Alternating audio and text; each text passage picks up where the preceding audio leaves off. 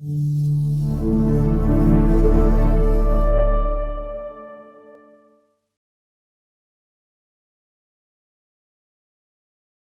about basic anatomy. On the right side, you see that I have the arrow pointing in a diagram on the right side to the apical constriction, so to speak, or some people call it the minor foramina. It's the skinniest part of the canal that is most apical.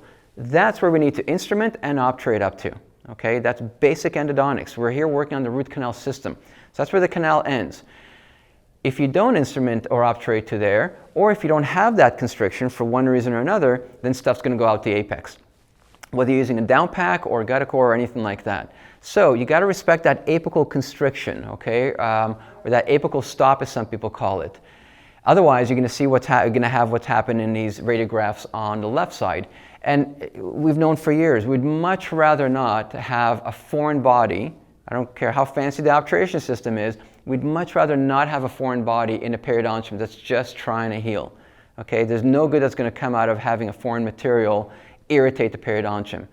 So why does this happen? Well, one of the basic things that you have to remember is that if you have an apical lesion, imagine it's outlined here with the arrows. On the left side, it's a two-dimensional radiograph of mine.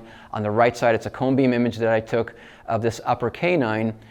If you have an apical lesion, you must remember, basic anatomy, you've known this forever, that as the lesion eats, so to speak, as the infection and pathology eats away at the bone, what also happens is it eats away at the root. It resorbs the root tip, which means, as you see on the right side, the single arrow is pointing to the apex. Notice how the apex is sort of blown open. There's no constriction, there's no apical stop because the pathology ate the bone and the constriction. So now, no matter what system you're using, stuff's going to go out the apex if you're not mindful of this, okay? So here you see it in this little video where you see it's a large lesion and there's actual resorption of the apex. You must remember this. So when you have an endo case and you see a lesion radiographically, there's a good chance that that lesion, the infection, has also destroyed the apical constriction. Okay? Please, please, please remember this. What do? Well, my tip for this, it's quite simple and it's nothing new, but you got to have good working length. It is so important to have proper working length. It is such a fundamental part of endodontics that I feel we don't even talk about that enough. But that's one of the best ways to avoid having issues and stuff going out the apex. What do I mean? Well, you don't know where that constriction is. You're not going to take a cone beam 3D scan of every tooth. So your only way to know truly where the narrowest part of the canal is most apically, the only way, it's not by two-dimensional x-ray, the only way to know is use an apex locator. Not just that, you want to use a proper apex locator, not one that's jumping on you, whereas you're putting in your file and it's going, the apex locator is jumping on it. You know it's not accurate. And I've seen people love their apex locator and say, yeah, but you know what, most of the time it works okay. Well, to me, it's not good enough. Because if it works okay on 3 out of 4 cases, then that poor 4th out of 4 cases patient is not going to have an endo that's substandard. So to me, I want to use an apex locator, as you're seeing here, where as I'm putting in my file, it's not jumping on me. It's a current generation, great apex locator with current technology, which is more predictable. It's not fussy, and it can give me the length that I need of that constriction. Then I know where to obturate up to, because imagine it's not an accurate apex locator. Imagine you're not even using an apex locator, and you're just going to say, well, all my obturations are going to be 1 millimeter of the working length on a two-dimensional film. What if the canal exits 2 millimeter laterally? Happens quite often, especially in posteriors. You don't know that unless you're using an apex locator, period. So that can make the difference between do you have stuff going out the apex or not.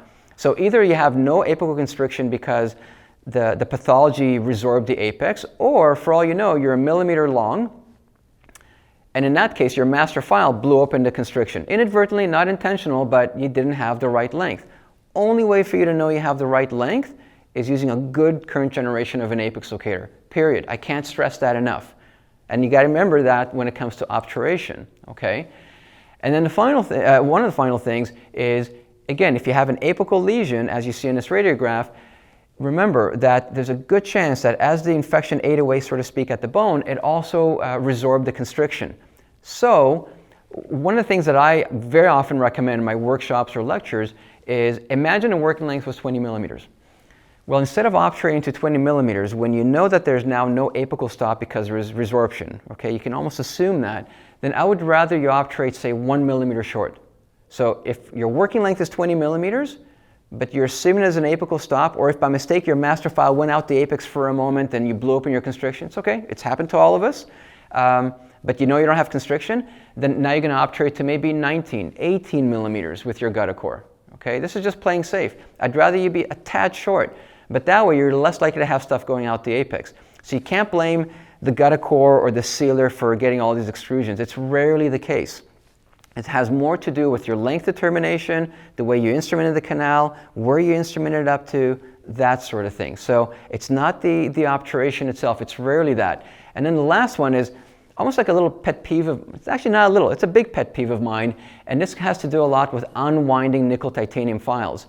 A lot of folks out there talk about files that don't separate, they don't break. Great.